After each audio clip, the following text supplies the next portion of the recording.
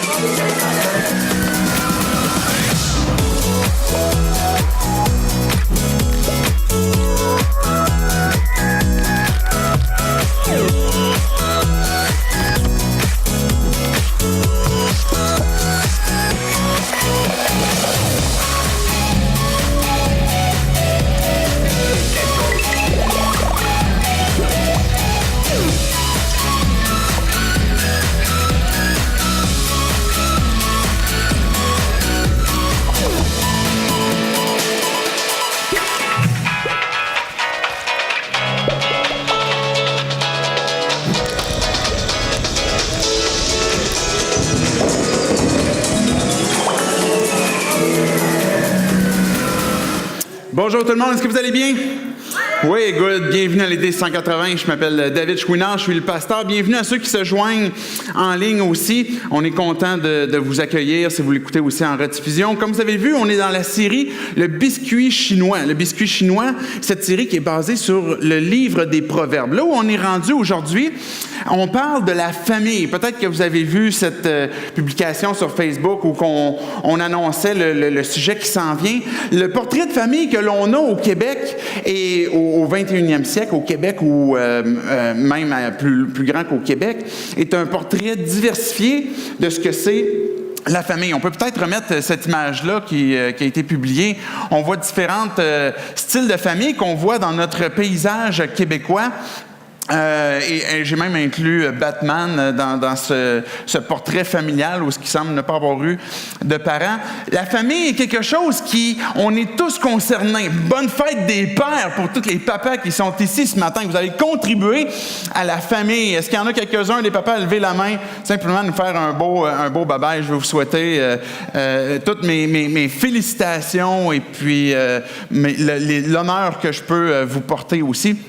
On est tous concernés par la famille. Et puis, au courant de la semaine, je suis allé chercher les différentes statistiques qui sont au Québec sur les familles que l'on a, le portrait familial que l'on a au Québec. Vous savez, on a même, en fait, dans notre gouvernement, un ministère qui s'appelle le ministère de la Famille et des Aînés, qui est dédié exclusivement à, justement, la famille et les aînés. Et puis, sur ce site-là, finalement, il y avait différentes choses de publier dans les statistiques qui étaient sur la province de Québec.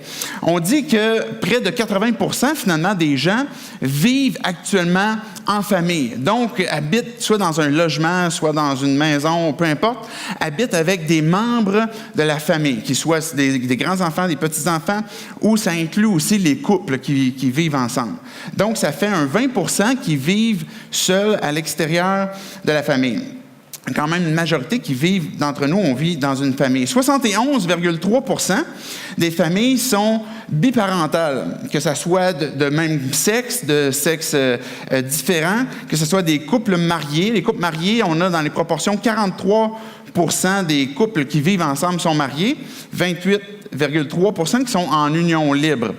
On a aussi, évidemment, beaucoup de familles monoparentales. Donc, ça représente près de 29% des familles que l'on a au Québec qui sont monoparentales. Vous pouvez vous douter, finalement, plus de 21%, près de 22%, finalement, c'est la mère qui s'occupe des enfants. Et puis 7 % que c'est le père qui s'en occupe. Donc, près d'un 30 % des familles sont monoparentales. Puis c'est peut-être votre circonstance, peut-être votre contexte ce matin. Vous êtes peut-être en couple, vous êtes peut-être séparés, peut-être que vous avez eu un enfant suite à une relation qui s'est écourtée et puis vous avez décidé de garder l'enfant. Et puis, on dit aussi, je trouvais intéressant sur le site, sur les statistiques qui étaient données, je trouvais particulier qu'il ait renoté le fait que 63 % des naissances sont hors mariage. Aujourd'hui, dans notre contexte, ça fait... c'est pratiquement la norme. On ne relève même plus si un enfant est né dans un contexte de mariage, mais il était placé en perspective avec le monde. Le Québec vient au 2e rang dans le monde du taux de natalité qui se fait à l'extérieur du mariage. Donc, je trouvais intéressant que c'était noté. La notion de famille, comme je disais, on est tous concernés par la famille. Que vous soyez présentement seul, en couple, que vous ayez des enfants, que vous n'en avez pas, on est tous concernés par la famille. Parce qu'on a chacun eu d'entre nous des parents, qu'on les ait connus ou non. On a peut-être eu des frères et des sœurs. Vous avez peut-être des enfants, peut-être vous avez des petits-enfants. On est tous concernés par ces relations-là. Et même, on pourrait même aller plus loin que non seulement on est concerné par la famille, mais ça vient même définir à quelque part notre identité profonde.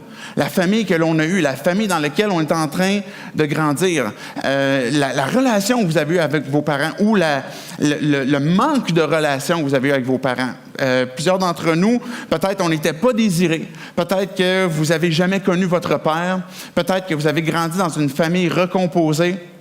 Et tout cela vient faire partie de qui vous êtes. Vous avez une nature propre que vous avez eue quand vous êtes né, mais en même temps, il y a des choses qui nous ont été inculquées par l'éducation, par des relations dans une fratrie, par exemple, qui fait que notre identité profonde est affectée. Et puis elle peut être affectée en bien, même en mal aussi. Et ça nous emmène parfois dans notre vie quotidienne, dans nos autres relations qu'on va vouloir peut-être transposer nous-mêmes dans une nouvelle famille, dans des nouvelles relations. Bien, ces forces-là qui vont être communiquées, mais aussi des faiblesses, des manques, et qui vont nous amener même à des fois à se questionner sur bien, qui on est réellement profondément et qu'est-ce qui nous représente, qu'est-ce qui nous définit. Et ce que j'aimerais qu'on voit ce matin à travers les Proverbes, en fait, on va voir deux choses. Les Proverbes, c'est un livre de la Bible qui est extrêmement pratique. Donc, c'est pas quelque chose qui est théorique, qui n'est pas palpable. C'est même complètement l'inverse. C'est quelque chose de très pratico-pratique sur le plancher des vaches. Donc, il va y avoir deux éléments principaux qu'on va voir ce matin. Des conseils pratiques pour les parents, des conseils pratiques pour les enfants. Que vous ayez eu des enfants, que vous n'en avez pas, ça va tous nous concerner et nous sommes même, chacun d'entre nous, des enfants nous-mêmes, puisqu'on existe. Puis, mais à la conclusion, ce que j'aimerais qu'on puisse regarder, c'est comment se souvenir de qui je suis. Se rappeler de qui je suis dans mon identité profonde qui est déterminée peut-être par quelque chose de plus grand que les relations que j'ai eues sur Terre dans la famille. Et que j'ai besoin de me rappeler qu'est-ce qui constitue mon identité propre. Pour Dieu, c'est une question extrêmement importante qui est la famille. Je dirais même, je l'ai appelée la corde sensible de Dieu.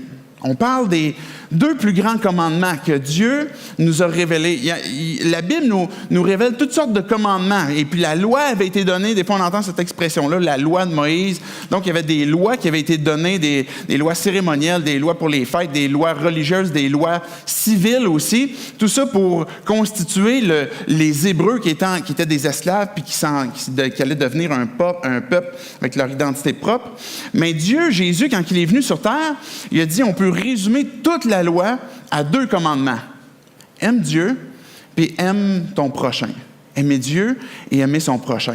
Et les premiers prochains avec lesquels on est en relation, au tout début de notre existence, c'est les relations familiales. C'est pour ça que je dis que pour Dieu, c'est quelque chose qui est extrêmement important. Comment est-ce qu'on agit, comment est-ce qu'on intervient dans les relations familiales. J'aimerais qu'on puisse prier, tout simplement pour qu'on puisse demander à Dieu qu'il vienne nous parler, nous encourager J'ai une personne ce matin qui est venue me voir pour me dire « est-ce que ça va être comme chaque fois qu'on entend dans les églises, à la fête des mères, c'est comme on flatte les mères dans le sens du poil. Puis quand c'est la fête des pères, on leur rentre dedans pour les secouer un peu plus avec leurs responsabilités. » C'est pas l'objectif ce matin. L'objectif, c'est vraiment qu'on puisse trouver, évidemment, en tant que parent, pas juste en tant que père, mais en tant que parent, comment est-ce que Dieu veut nous encourager, puis retrouver notre identité profonde, puis finalement mettre en pratique ces conseils que Dieu nous donne sur le rôle de parent et enfant. Prions. Dieu, on te loue ce matin parce que c'est toi qui as créé cette journée, c'est toi qui nous as donné ce temps encore, cette énergie, ce mouvement et l'être. Dieu, tu désires que cette journée soit un sujet de joie. Je te loue pour tous ces pères qui sont ici ce matin. Je te demande de les bénir, de vraiment leur faire du bien, de les accompagner dans leur rôle. Mais aussi que ce temps où on va ouvrir ta parole, Dieu, que tu puisses venir nous parler, chacun d'entre nous, que tu puisses venir nous encourager et nous révéler aussi les pensées que tu veux que l'on change, les comportements que tu veux que l'on adopte aussi, pour qu'on puisse découvrir pleinement la vie dans ton Fils, le Seigneur Jésus-Christ. Amen. Amen. Donc, on commence avec la première partie, des conseils pratiques pour les parents. Le rôle d'un parent n'est pas toujours facile.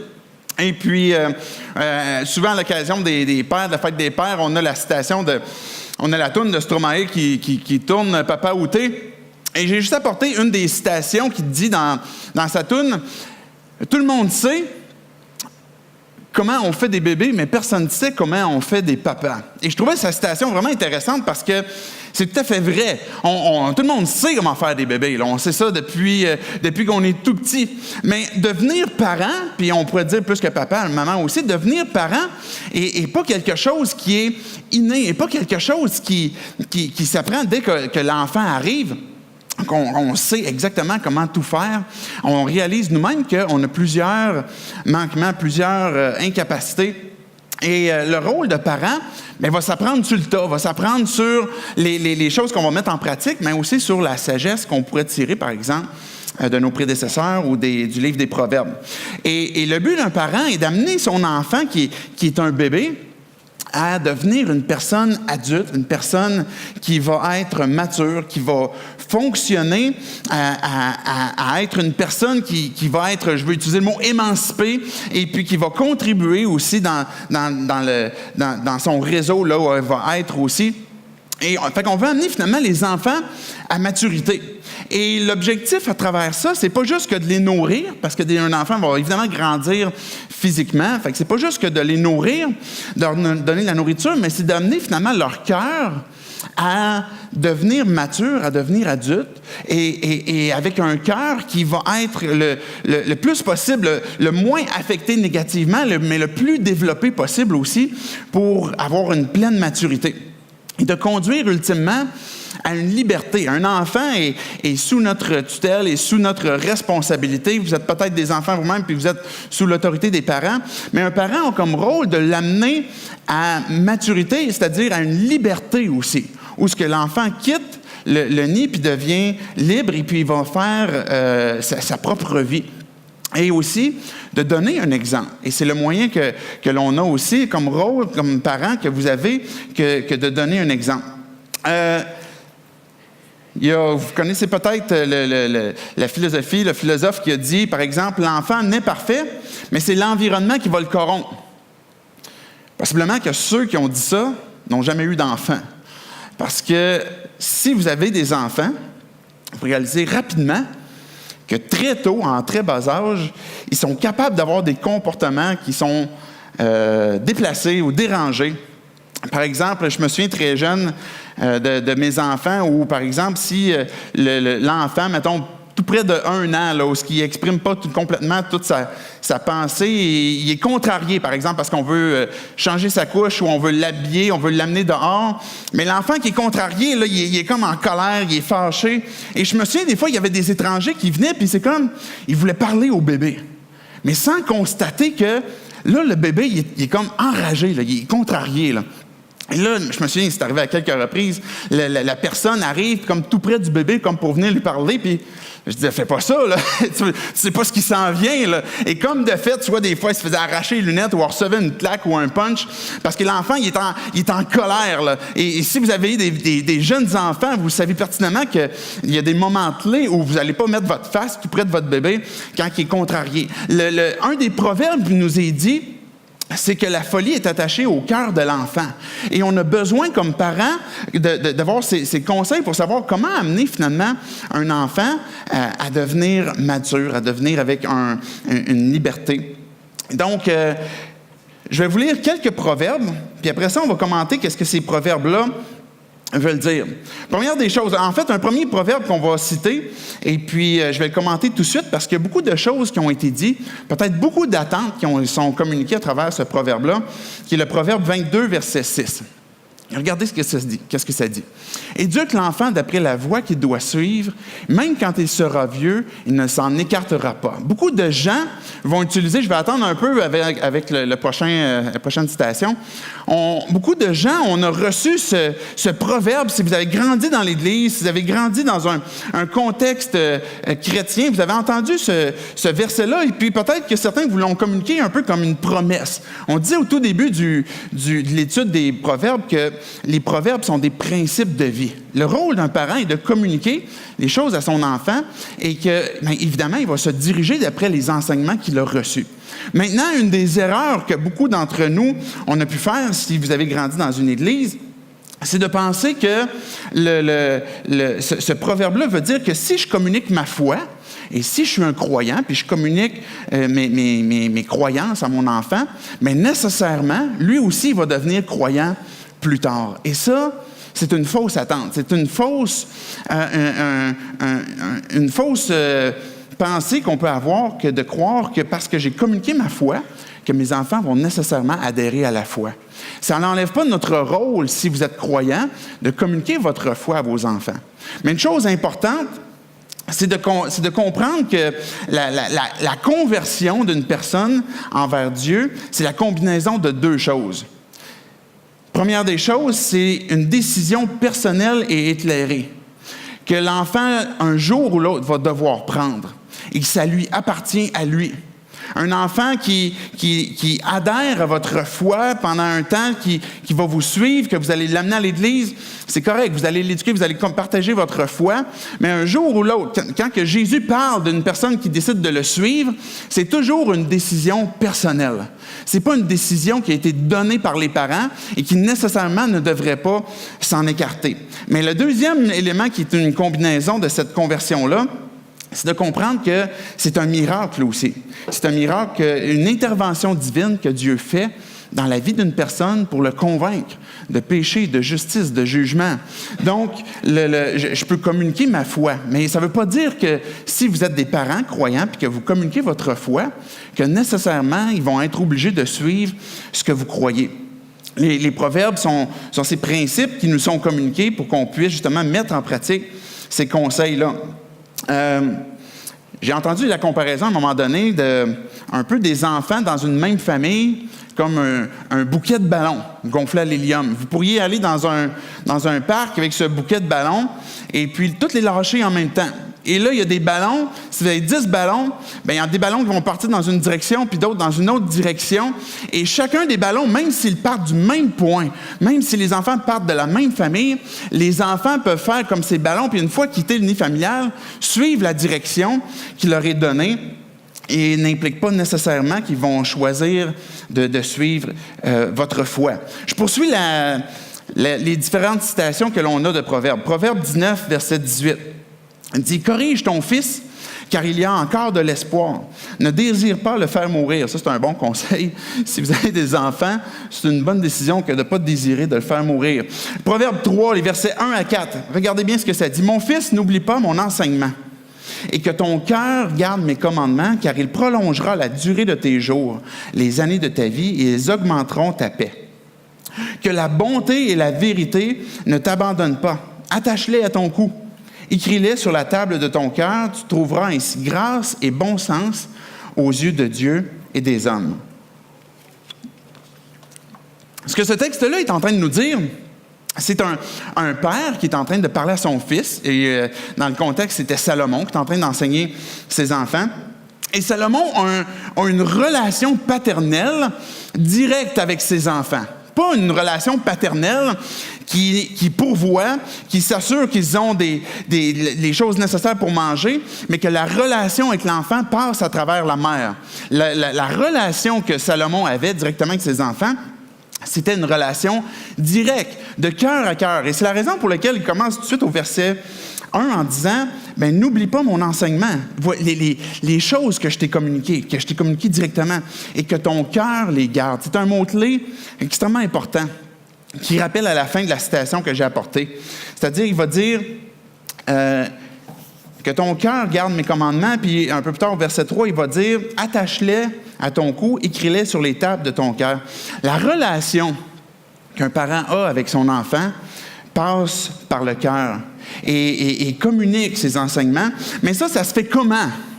Si vous êtes croyant, depuis peu ou depuis longtemps, peut-être vous posez la question, OK, là, il faut que j'enseigne mes enfants, il faut que je leur communique différentes choses. Bon, ils vont à l'école, je leur enseigne différentes choses le soir à la maison, puis ma foi, je leur communique comment? Faut-il que je fasse des cultes familiales le matin?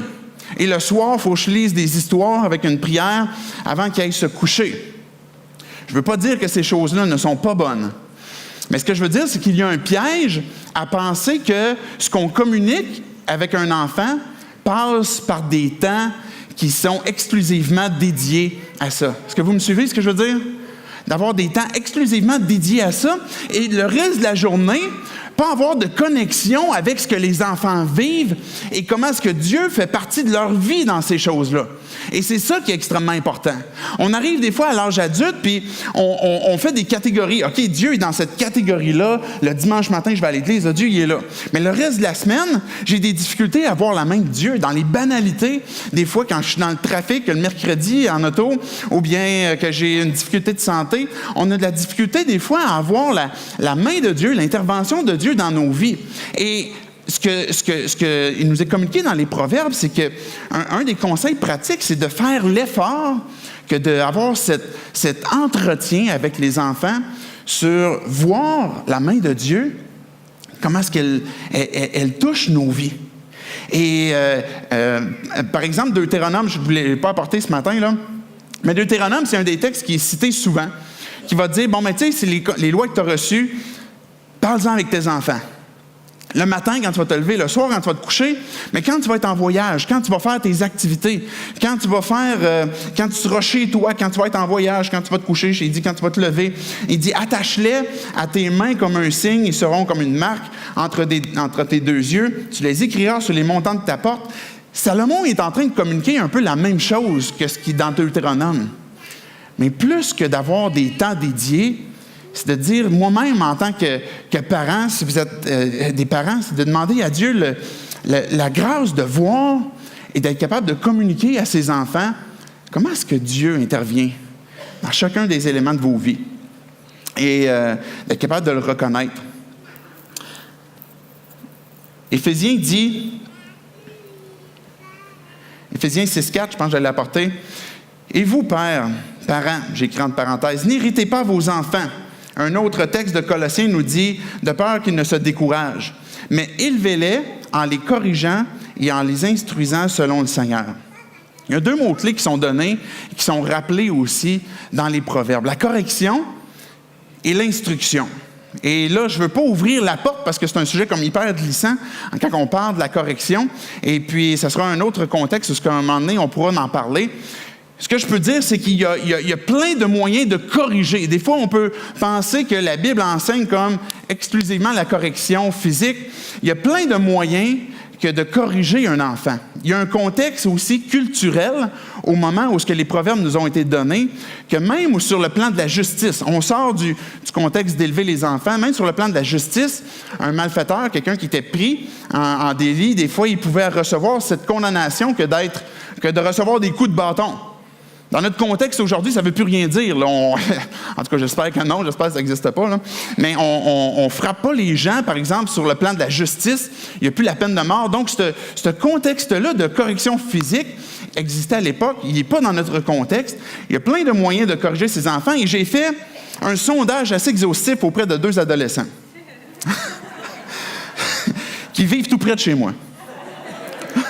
Je leur ai demandé, vous autres, mettons, dans la dernière année, là, c'est quoi les pires conséquences que vous pourriez avoir eues?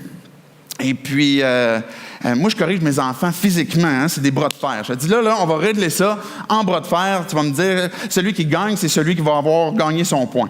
On fait ça des fois en blague. Mais les corrections qu'on va te donner, par exemple, qui n'existaient pas à l'époque de la Bible, évidemment, c'est je te prive de ton cellulaire. Et ça fait mal. Je te prive d'écran ou d'une sortie. C'est ça le contexte de correction. C'est qu'il y a un comportement qu'on veut adresser et qu'on veut corriger ce comportement-là pour avoir le bon comportement. Je parlais d'un rôle de parent où ce qu'on veut amener nos enfants à devenir des personnes matures. Il y a des comportements qui, à un moment donné, en société ou quand on est mature, on ne peut plus produire. Et c'est ça qu'il faut corriger comme comportement. Et là, et souvent, on manque d'imagination pour corriger un comportement. Je donne un autre exemple. 4 enfants qui sont extrêmement différents que j'ai eus. J'ai un enfant qui est très axé sur l'activité, les choses à faire. Il va être très énergique, très dynamique, très travaillant. Je vais avoir un autre enfant qui va être très axé sur les gens, un peu plus artiste, un peu plus sensible, beaucoup plus attentionné envers les personnes. Je vais avoir un autre enfant qui lui, c'est les projets. Il y a comme une espèce d'esprit entrepreneurial, là. Il aime faire les projets. C'est un fonceur, un imaginatif, un leader. Et mon 4e enfant est très axé, j'ai cherché le mot-clé, j'ai utilisé le mot « la beauté ». Elle aime les choses qui sont belles, pas juste sur une apparence, mais même dans la nature. Elle est très spontanée, très sensible, elle est très expressive aussi. Chacun de mes enfants ont un tempérament différent, avec des très belles qualités que Dieu est venu placer en eux. Je ne sais pas si vous étiez là, si vous vous souvenez, quand on parlait de la femme vertueuse, on disait que chacune de vous, mesdames, mes femmes, pas mes femmes, mais mesdames, je pense que c'est mieux de même, là. On n'est pas à l'époque de Salomon. Mais que vous êtes belles parce que Dieu a placé son image en vous. Et ça, maintenant, puis vous avez toutes des personnalités différentes. Même chose pour nos enfants, ils ont tous des personnalités différentes. Et puis, il y a des qualités qui vont ressortir de ça. En tant que parent, on veut voir ces qualités-là, puis on veut corriger certains comportements qui ne sont pas adéquats. Et évidemment, des fois, ça dépasse notre compétence, notre capacité. Parce que nous-mêmes, on a un comportement, nous-mêmes, on a une personnalité. Et des fois, on est en carence pour savoir comment aider un de nos enfants qui, par exemple, moi, je ne suis pas très artiste, mais comment je vais faire pour aider mon enfant qui, lui, l'est plus, et puis pour valoriser ça. Mais un des comportements que je dois corriger entre les enfants, c'est qu'en fonction de la personnalité qu'ils ont, ils peuvent avoir tendance à mépriser un autre des enfants qui a un comportement. Est-ce que vous me suivez? Donc, en faisant ça, ce que ça fait, c'est que ça vient diminuer ou ça vient nuire à la confiance que l'autre enfant peut avoir. Parce qu'il sent qu'il ne peut pas exprimer ce qu'il est, parce que l'autre enfant, lui, réagit pas comme ça. Donc, je dois dire, regarde, ce comportement-là n'est pas adéquat. Tu ne peux pas mépriser ton frère ou ta sœur parce qu'il est différent. On pourrait transposer ça dans l'Église, en passant, là. Pas parce qu'une personne est différente de nous qu'on devrait mépriser. C'est un comportement à corriger et adopter un autre comportement. Maintenant, l'élément qui se joint aussi à ça, il ne faut pas que corriger les comportements.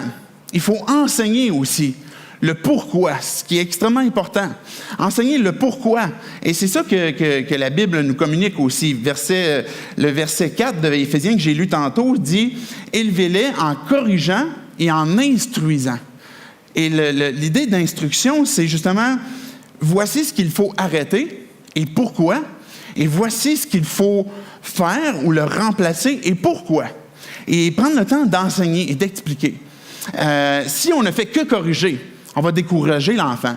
On va décourager les gens qui sont auprès de nous. Si on ne fait qu'enseigner, ils vont beaucoup philosopher, mais ils n'auront pas compris que ce comportement-là n'est pas adéquat et qu'il doit être corrigé aussi. Donc, ces 2 éléments-là vont ensemble, et ce que les proverbes nous enseignent, c'est de mettre en pratique ces contextes, ces conseils pratico-pratiques avec nos enfants. 2 autres éléments avant que je passe sur les conseils pratiques pour les enfants. Non seulement on veut être corrigé, enseigné, mais on veut bénir aussi. On veut bénir les gens près de nous.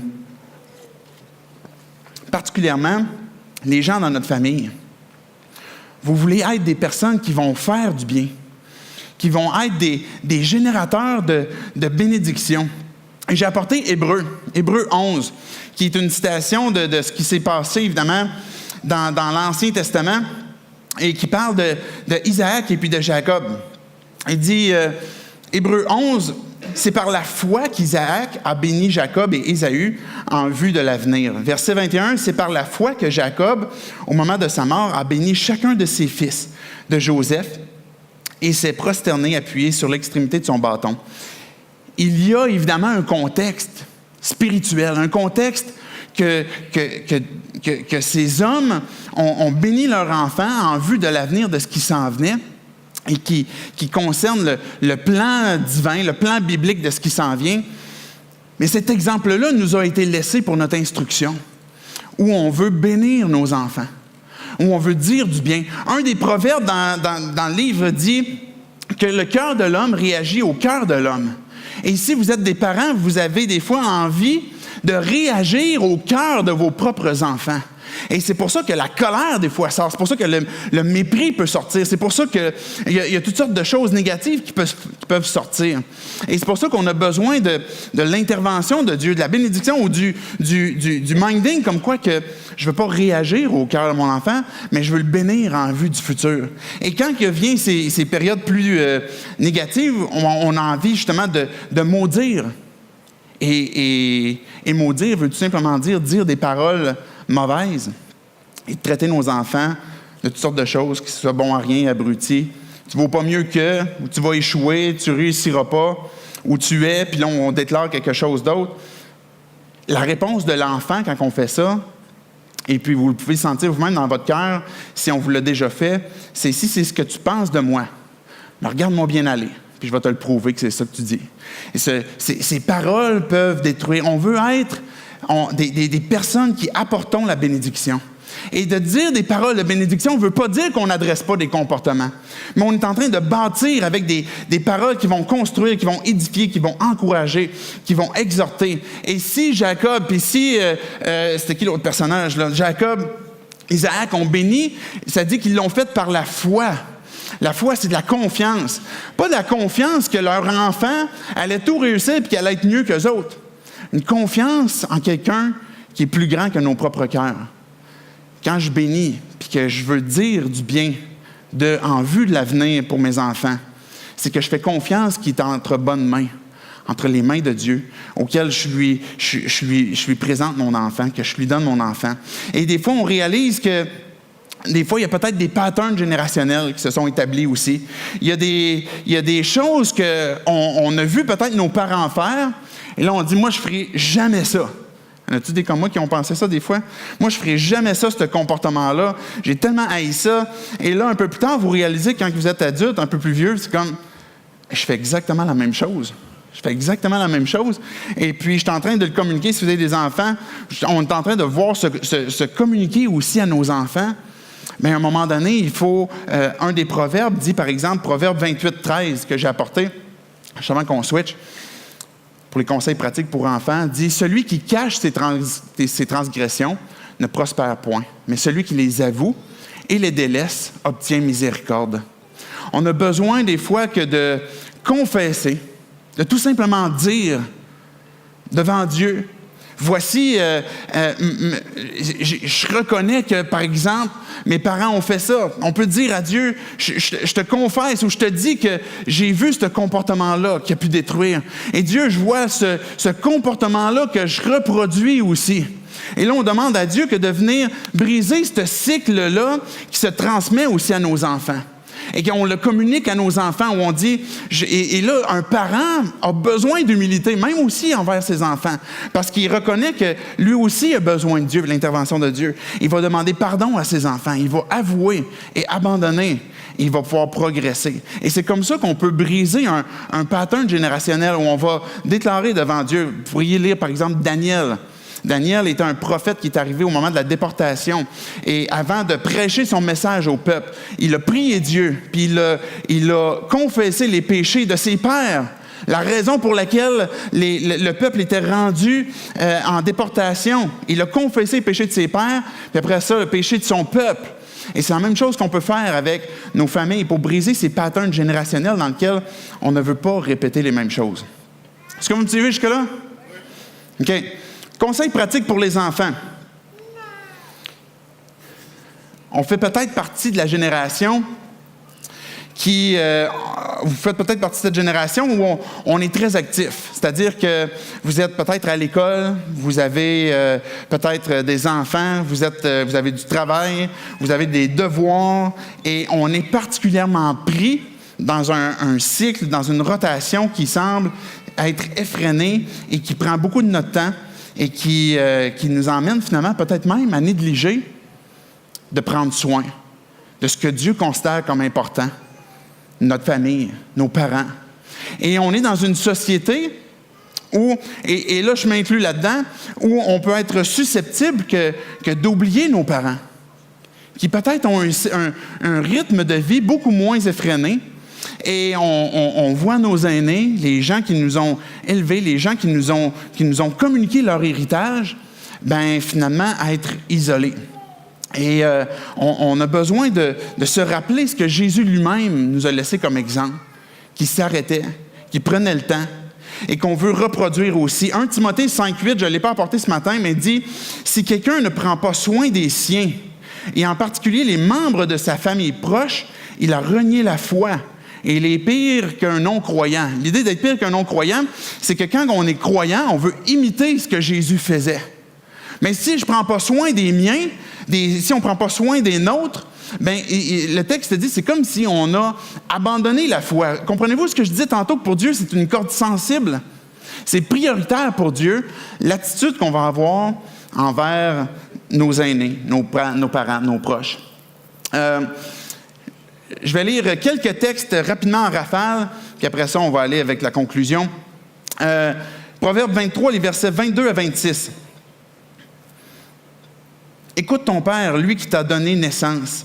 Ne méprise pas ta mère quand elle est devenue vieille. Acquiert la sagesse et ne la vends pas. La sagesse, l'instruction et l'intelligence. Le père du juste est dans l'allégresse. Celui qui donne naissance à un sage en aura de la joie.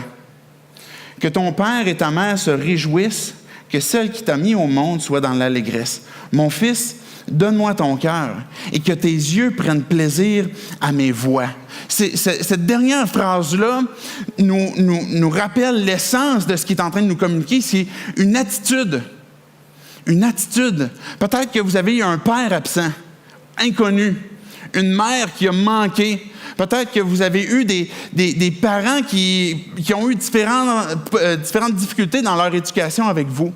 Mais ce que le texte nous communique, c'est « Mon fils, donne-moi ton cœur ». Cette idée de ne pas fermer, s'endurcir, et plutôt que de prendre plaisir aux voix. Nos parents n'ont pas toujours agi parfaitement.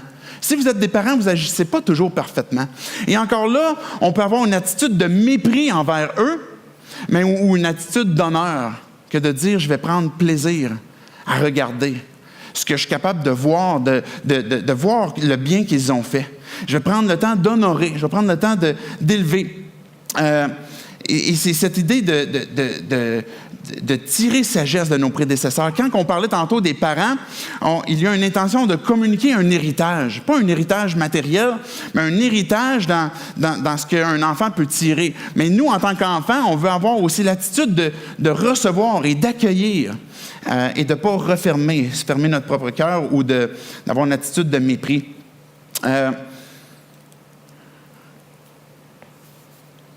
Proverbe 20. Je vais vous lire quelques proverbes bout à bout. Après ça, je vais inviter les musiciens à s'avancer. Proverbe 20. Si quelqu'un maudit son père et sa mère, sa lampe s'éteindra au milieu d'épaisses ténèbres. 28-24. Celui qui vole son père et sa mère et qui dit « Ce n'est pas une transgression », est le complice du brigand. 30-17, l'œil qui se moque d'un père et qui méprise l'obéissance envers une mère. Les corbeaux de la rivière le crèveront, c'est ça? Et les petits de l'aigle le mangeront. Celle-là, je ne l'ai pas dit à ma fille encore. Il est comme un petit peu crunchy. 19-26, celui qui ruine son père et qui fait fuir sa mère est un fils qui fait honte. On rougit de lui.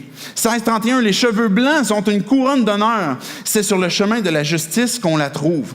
La force et la gloire des jeunes gens. Et les cheveux blancs sont l'ornement des vieillards. Moi, je suis comme une espèce d'entre-deux. Je suis en train de perdre ma force, puis je t'avoir des cheveux blancs, fait que je suis comme dans la zone grise. Mais la force, la gloire des jeunes hommes, les cheveux blancs, l'ornement des vieillards, puis 17-6, les petits-enfants sont la couronne des vieillards et les pères sont la gloire de leurs enfants. Ce qu'on peut relever dans ces textes-là, puis j'aurais pu apporter un autre texte du Nouveau Testament aussi, c'est l'idée d'honorer nos parents. Quand on est sous la tutelle de nos parents, Dieu s'attend qu'on va leur obéir. Pas indéfiniment. Il y a un jour ou l'autre, l'obéissance envers nos parents va cesser. C'est normal. Mais l'honneur, à quel moment est-ce que l'honneur envers nos parents, que Dieu s'attend que ça cesse? Au moment où nous, on va mourir. Parce que peut-être que nos parents ne sont plus là. Mais quelle pensée ou quelle attitude est-ce que je vais entretenir? Quels agissements est-ce que je vais avoir envers eux? C'est ça que les proverbes nous communiquent. Je vais inviter les musiciens à s'avancer, s'il vous plaît, pour la conclusion. Jésus, à un moment donné, a confronté des gens qui étaient religieux. Puis il disait, vous transgressez la loi, vous transgressez ce qui est le plus important. Dans la loi, en fait, dans les 10 commandements, un de ceux-là était « Honore ton père et ta mère ». Et puis il y avait une promesse qui avait été donnée, parce que tu vas avoir des jours heureux, tu vas vivre longtemps. C'est le seul commandement qui a une promesse qui est jointe. Et Jésus a confronté ces personnes religieuses-là en leur disant, vous, là, vous dites, moi, je ne suis pas obligé d'honorer mon père, ma mère, parce qu'ils sont dans le besoin, ils ont besoin que je prenne soin d'eux. Mais en fait, moi, j'ai plutôt décidé de la façon que je pourrais les aider, l'argent que je pourrais leur donner. J'ai décidé que ça serait comme une espèce d'offrande que je vais donner à Dieu, mais que je ne donne pas réellement. Et là, Jésus, il dit, vous annulez le commandement de Dieu au profit de votre tradition. Le désir de Dieu, c'est qu'on puisse honorer nos parents. Et peut-être que vous êtes ici ce matin et vous dites, mes parents n'étaient pas honorables. Mes parents n'étaient pas honorables. Ils ont manqué à divers égards, ils ont manqué avec moi ou ils ont été absents. On veut les honorer parce que Dieu veut qu'on puisse les élever. Ça ne veut pas dire qu'on a tout oublié. Ça ne veut pas dire qu'on n'a pas de blessures. Mais ça veut dire qu'on veut élever, qu'on veut rendre hommage dans ce qu'ils ont pu faire, dans les choses peut-être qu'ils ont manquées. Il y a peut-être des aspects où on n'a pas tout compris, leur implication dans nos vies, ou qu'on n'a pas tout compris, ou qu'on n'a pas tout vu, ou on n'a pas compris peut-être leur propre lutte à eux. Mais qu'on dit, Dieu, je vais avoir une attitude où la façon dont je vais parler de mes parents, la façon dont je vais prendre soin de mes parents, la façon que je vais entretenir la relation avec eux, je vais les honorer. Et on est en train, en même temps, d'enseigner nos propres enfants comment agir avec nous à ce moment-là. Une chanson qu'on entend parler, qu'on entend rouler présentement au Québec, je ne la ferai pas jouer, là. Je t'avais apporté un petit bout, mais dit « Rappelle-moi ». C'est Zaz, je ne sais pas si vous êtes des amateurs de Zaz, je ne le suis pas particulièrement, mais j'aimais les paroles que sa chanson disait, qui dit « Rappelle-moi qui je suis et pourquoi je vis. Et si jamais j'oublie, mais rappelle-moi qui je suis. » Et ça me faisait réfléchir et je trouvais que ces paroles qui étaient données, c'est des prières que nous-mêmes, on a besoin d'avoir peut-être devant Dieu. Parce qu'on réalise qu'on a peut-être des incapacités. Peut-être que tu es une fille mère, peut-être monoparentale, peut-être que tu as eu une enfance difficile, peut-être que tu as eu des parents qui ont eu beaucoup de manques. Peut-être que tu as un tempérament sur lequel toi-même tu n'as pas le contrôle. Peut-être que vous êtes dans une famille recomposée et vous cherchez comment dealer dans tout cela. Peut-être des parents séparés. Peut-être que c'est des erreurs.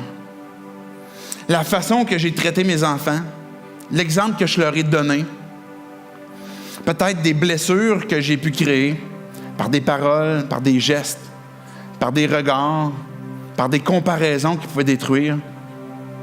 Peut-être des erreurs de manque d'encouragement, de soutien. Peut-être des duretés où est-ce que j'ai été dur envers eux ou envers mes parents. Des abandons. Des fois, un abandon psychologique, peut-être relationnel, un abandon matériel. Peut-être que vous avez ce sentiment d'avoir besoin d'aide. Et de vous souvenir, qu'est-ce que Dieu veut de vous? Qu'est-ce que Dieu a créé en vous? Et une des choses que Dieu nous rappelle, qu'on a chacun besoin d'entre nous de se souvenir, c'est cette bonne nouvelle. Si tu es un croyant ce matin, tu as besoin de cette bonne nouvelle pour te rappeler que Dieu est un Père qui a envoyé son Fils. Si tu ne crois pas en Dieu, on a besoin de se rappeler que j'ai été créé pour être en relation avec Dieu.